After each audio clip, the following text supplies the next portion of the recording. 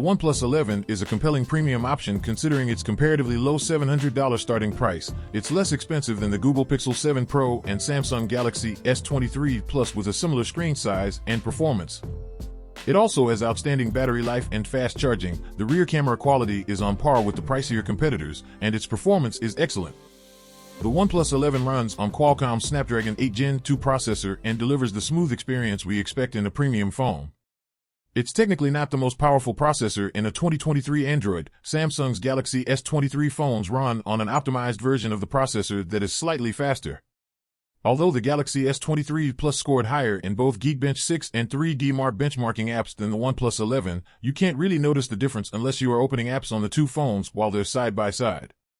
The OnePlus 11 performed better in our benchmark tests than another Android competitor, the Google Pixel 7 Pro, which runs on Google's Tensor G2 processor, and it feels snappier, too. The OnePlus 11 comes in only two colors, Eternal Green and Titan Black.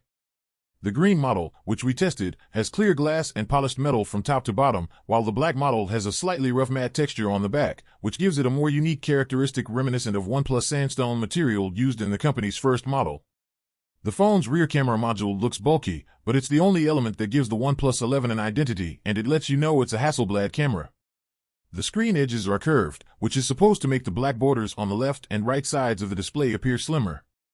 However, it's an outdated design language that doesn't offer any functionality, and the borders actually look thicker than intended. On the right edge of the phone, you'll find a switch that sits above the power button, which is used to toggle silent mode, vibration mode, or sound mode for notifications. It's the alert slider, which OnePlus brought back after removing it from the 11's predecessor. It's basically the same thing as the iPhone's silent switch, and OnePlus phones are the only Android phones in the US that include such a feature. It's a nice little touch for convenience if you often switch between modes, but not a big deal if you primarily set your phones to vibrate mode. The 6.7-inch display is not that much larger than the competition's 6.6-inch screens, but it makes the OnePlus 11 appear narrower and taller, giving apps more room to display their content. There's little to complain about the 120Hz AMOLED, a type of OLED panel used in smartphones, display. It's set to 1080p resolution out of the box, but you can set it to a sharper 1440p resolution if you want. The 1440p setting is a nice option to have, but I don't usually recommend it for everyday use, since it uses more battery. The 1080p resolution is more than sharp enough for this screen size. In battery performance, the OnePlus 11 scored the highest result for an Android phone so far in 2023. It completed our battery stress test with 71% remaining compared to the Galaxy S23 Plus and iPhone 14 Pro Max's 67% result, the Galaxy S23 Ultra's 61%, and the Pixel 7 Pro's 57%. It's the closest an Android phone has come to matching the iPhone 14 Plus, the top phone for battery life, with a result of 73%. In day-to-day use, it means the OnePlus 11 will have a higher remaining battery life percentage at the end of the day than those phones mentioned above, but it doesn't change the fact that you'll need to charge it when you usually charge your phones. Our battery stress test is designed to simulate a mix of low and high-intensity workloads. For low-intensity workloads, it involves 2 hours of video streaming at a set screen brightness and 1 hour of music streaming while connected to Bluetooth headphones. For high-intensity workloads, I performed 2 runs on the 20-minute 3D Mark Wildlife stress test and 5 runs of the Geekbench 5 benchmarking app. The OnePlus 11 supports up to 80W charging speeds, but there's a catch. You must use the included 80W charger and cable that support the company's proprietary SuperVOOC charging technology. Otherwise, the charging speed is limited to 18W when using third-party chargers, even if they support the fast-charging USB-C PD standard. For a flagship device, it's disappointing that the OnePlus 11 lacks wireless charging. Even the new Google Pixel 7a, which costs $200 less, has this feature. The OnePlus 11 has a triple-lens camera system developed with Hasselblad that includes a 50-megapixel MP main camera, a 48MP ultra-wide camera, and a 32MP 2x zoom camera. The camera array makes a sizable bump on the phone's back. The cameras take very good photos, sharp, full of detail, with beautiful color and plenty of depth. It demonstrates the improvements Hasselblad and OnePlus made to the camera system.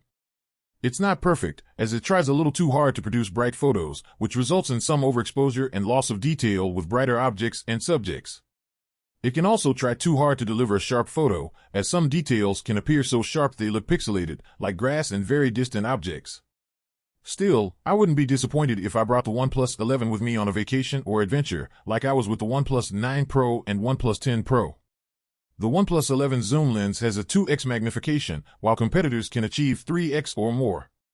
It means the OnePlus 11 doesn't magnify as much as most other phones, so it's not the best choice if you often take photos of subjects that are far away. Portrait photography is strong. It can take excellent portrait mode shots that do a great job of differentiating the subject from the background. But we can't praise the front camera the same way. Selfies don't look great. The OnePlus 11 delivered odd-looking results, especially with colors. In some photos, colors appear washed out with a warm yellowish tint.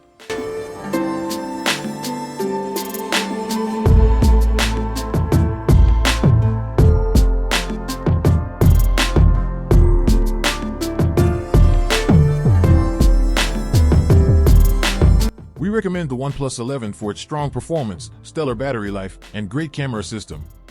It's even more attractive when you factor in the $700 starting price, which is much lower than its direct competitors. It's super fast. 80W charging is only possible when using OnePlus proprietary charger and cable, but the company includes them in the box.